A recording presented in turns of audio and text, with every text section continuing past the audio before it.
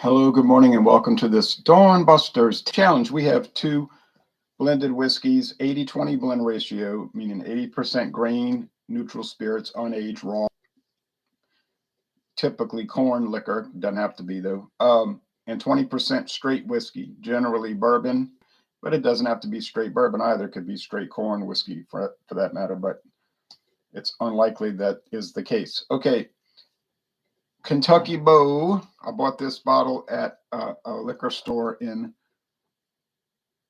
at Bonita Plaza Liquors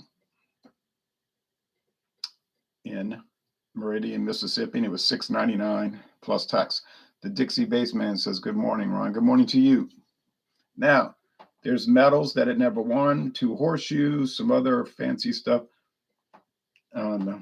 Doesn't even have a label on the back. Just got the UPC on the front. It's a pretty inexpensive product, to say the least. Green, white, and gold, kind of Irish looking, and there is also a black, white, and gold label. So I don't know what the difference is with the green label and the black label. Honestly, they're both blended, so I don't know. If I ever see the black label again, I'm going to check carefully. Maybe it's 90 proof or something, 86 proof or age longer. This is aged 3 years, okay? So it's a 3-year age product.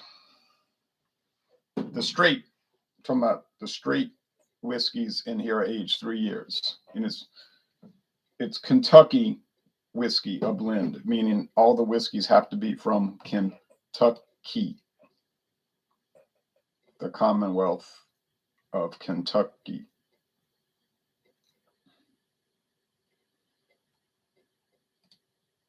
Now, the one that's been going against everybody is Royale Club. Don't know when it was introduced. Can't find out. I guess I could call Sazerac, but I'm not going to do it. It's brown, gold, and white with cream color on it. It's an old style label.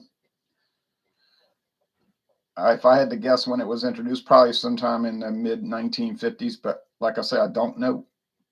They make this big write up on here, this big announcement that they use various grain spirits and various types of straight whiskeys, blending them together to make this great product.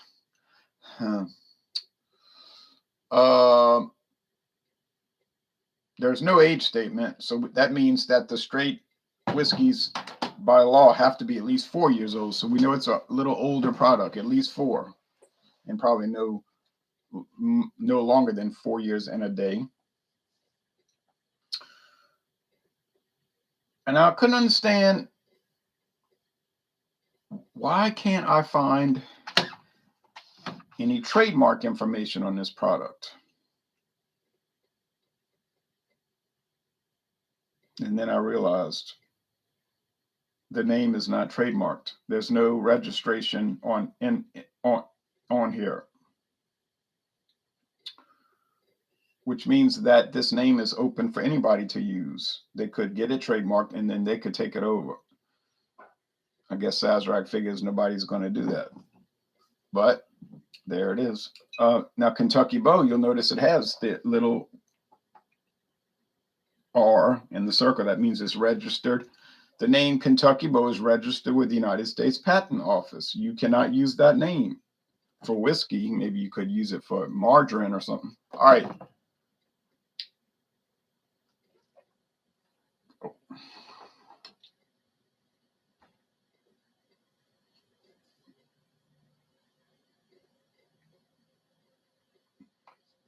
Yogan M says, "Go on, my son."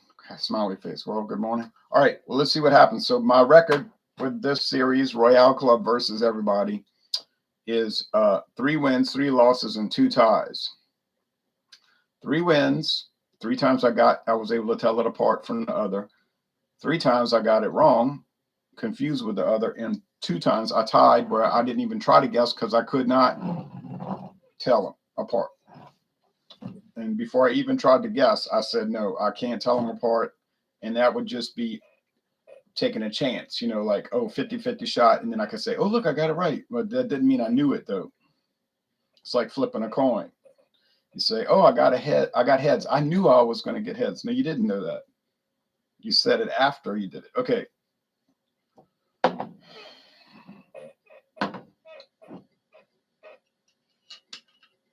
Oh, yeah. I bought this in Arkansas, Texarkana, Arkansas, across the highway from Texas. Because, you know, there's a street that runs through the middle of the town called State Line Boulevard or State Line Street. And one side, it's a 4-lane, you know, boulevard. One side is Arkansas, the other side is Texas. And all the liquor stores are on the Arkansas side. Well, that's telling me that Arkansas must have lower prices and less restrictions, because that's always the case when you see that. Like if you go to the Arkansas, Missouri state line, on any highway crossing from Arkansas to Missouri, there's liquor stores at every crossing in Missouri. Well, why do you think? Because all the customers are from Arkansas, basically, because there's easier, less regulation and lower prices. Same thing, Mississippi and Louisiana. Cross the state line into Louisiana, in many cases, you're going to see liquor stores as soon as you cross the line. Now, not on Highway 90 because it's so isolated out there. There's nobody on the Mississippi side, basically. So there would be no. They may have had that case years ago before Interstate 10 was built.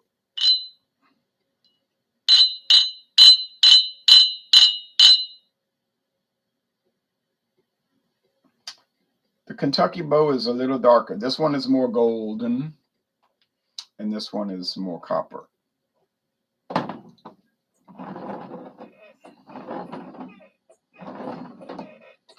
American blended whiskeys may contain flavoring, natural flavoring, maybe artificial, but I don't believe so. But maybe I might be reading the law wrong, regulation incorrectly. But up to 2.5% of the volume, up to 2.5% of the volume.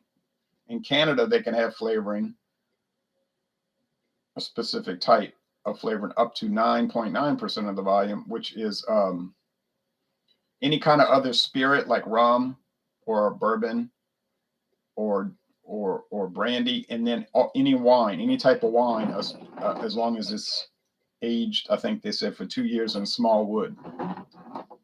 And Andy from Food Court Quig was telling me that. I said, yeah, I knew that regulation about the flavoring. I just, when I said flavorings, I meant the spirits or the wine. But I was recently looking on the Canadian website, couldn't find the specific regulations, so I'm gonna have to research that again, because it was just saying could have flavorings. They weren't specific on the last time I checked. All right, and Canadian whiskey can have caramel color added. Same thing with Irish whiskey, Scotch whiskey, blended or single malt. Now, you got to understand, and of course, American blended whiskey and blended bourbon can have coloring added. Just because they allow the coloring to be added doesn't mean they're adding it. It's an option. Same thing with the flavoring. They may add it, they may not. It's up to the company. Dixie Baseman said, every time I hear about that area, Jerry Reed's Eastbound and Down runs through my mind. Oh, yeah.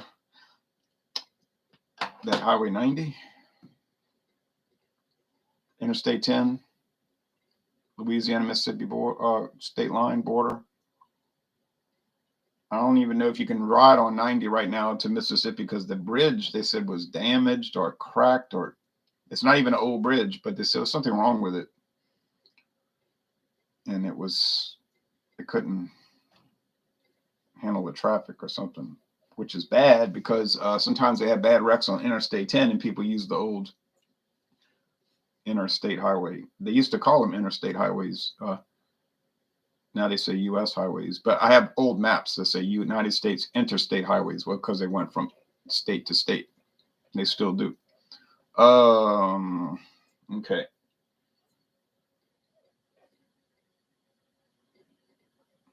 This dude's driving through people's yards, knocking over mailboxes. All right.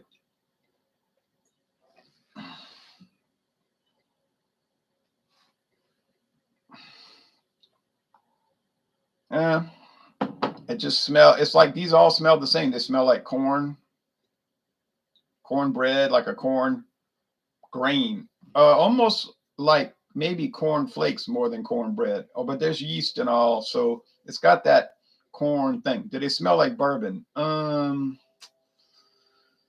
Not really, because bourbon has that much more pronounced charred oak nose on it, and these don't really. These are just more like the corn grits. That's if you get a bag of yellow corn grits, polenta, if some bags call it, and heat that up and put the water and make the cereal bowl and eat it, and then you say, boy, that smell and tastes just like this, except this has 40% alcohol in it. You think that's bad?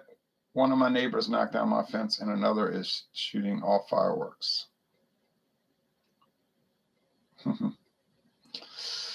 See what I mean?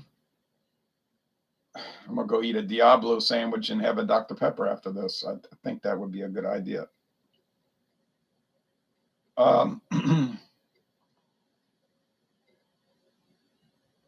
Yeah, this one has the same components, but it's less of it. It's like it's more subdued. Now, it still doesn't tell me which is which, though. Honestly, let's go with the taste.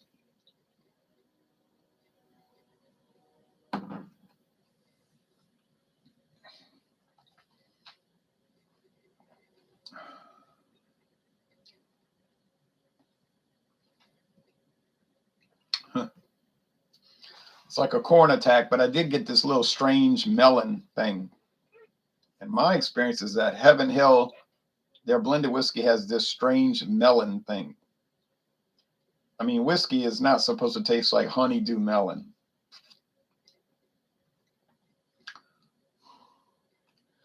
You say, well, they have flavored whiskeys like watermelon flavor, maybe grape, cantaloupe flavor or something. Yeah, but this is not a flavor one. So, I mean, it's just blended whiskey. So I don't think it should have that taste. Let's go over here.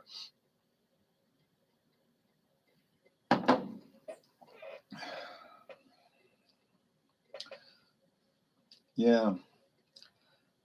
Kind of standard, but maybe, perhaps, and probably it's got that nut oil, the walnut and the pecan oil. I think it does. Now,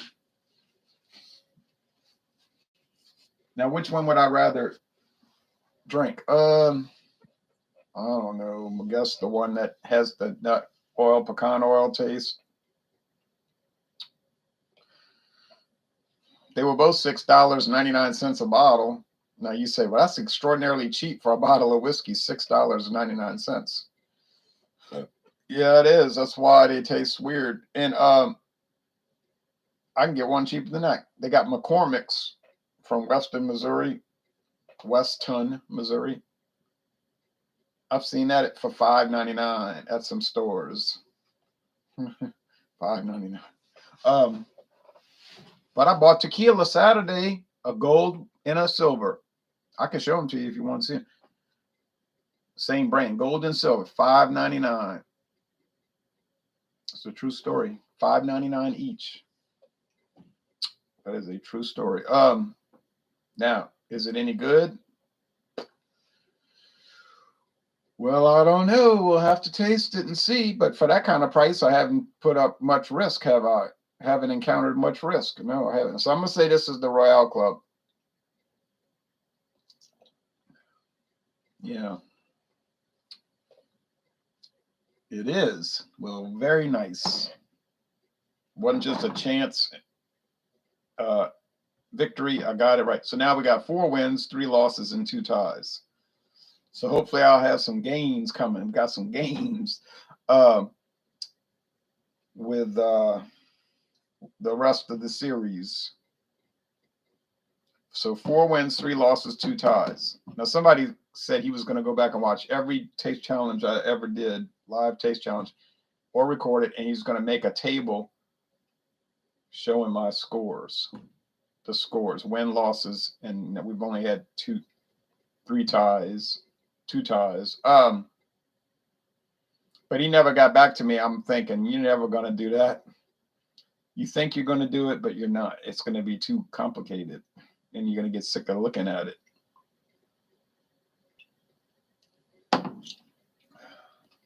Kentucky Beau. Well,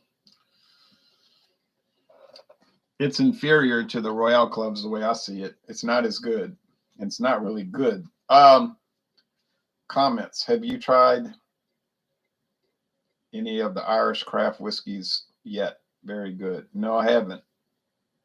Not yet. Oh, yes, I have. What am I saying? Teelings. I guess you could call it that. It's kind of like that. Teeling small batch. Boy, it was really good too. Let me tell you, that was some good. That I still have some left. I have most of it left. That's really good. Yeah.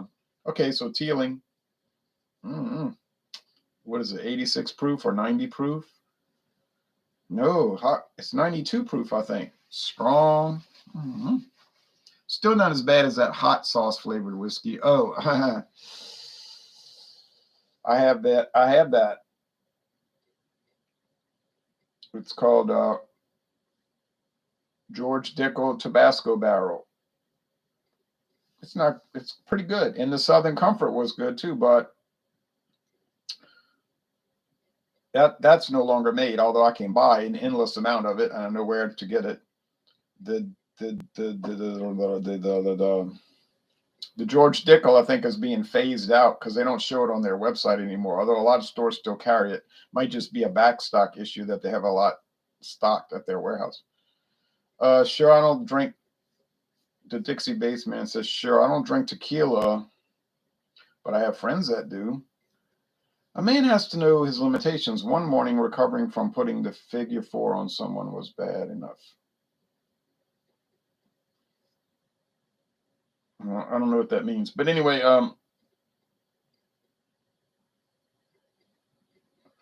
yeah, you got to know your limitations with drinking because it can become a problem if you're not aware of it. Like you have to have some like awareness, which is what I always try to do.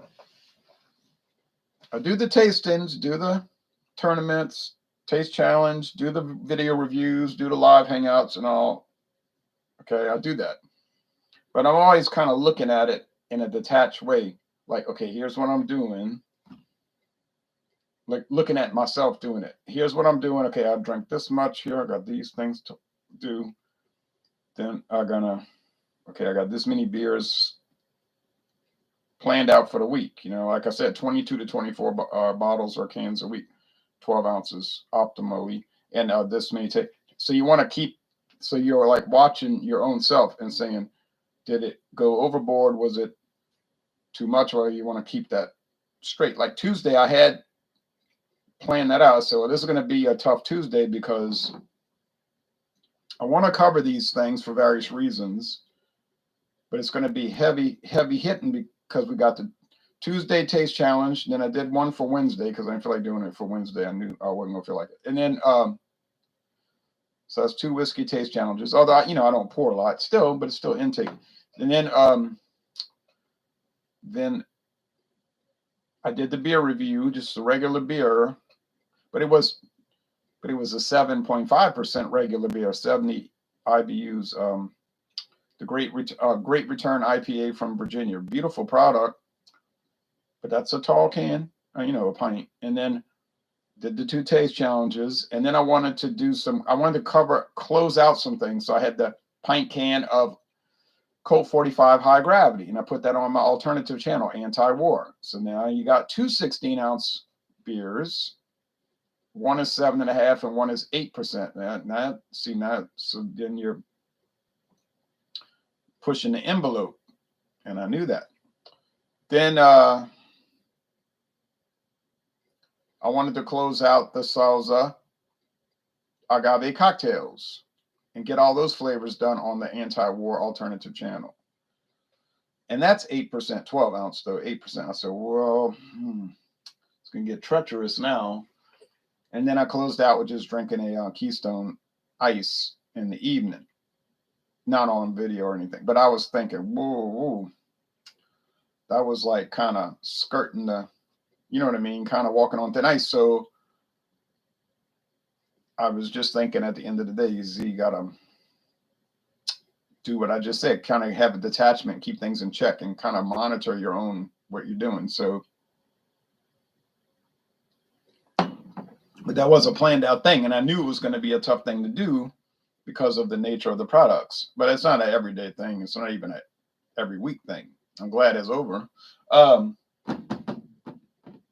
Now, if I do another whiskey taste challenge later today to count for Friday, because we're doing Fandango Friday tomorrow at 6:30 Eastern, then I'll keep things, because I think the beer I want to review today is a 5.2% Helles Lager. 5.2, like Spaten, is from District of Columbia. Yeah, I mean, that's not really too heavy. I wish it wasn't a pint, but it is a pint can.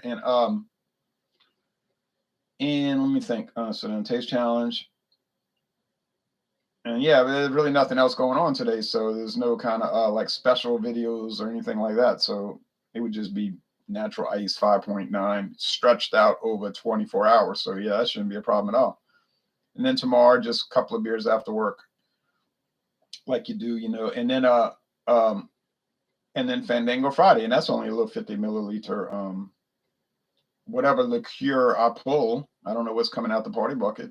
But we're gonna find out. All right, tequila. Okay, let's see. We're gonna close this out. Tequila is the only alcohol I've gotten into bar fights on. Oh man, my legs are shot, but after being sucker punched on tequila, I put someone. Okay. Well, that sounds like trouble. All right.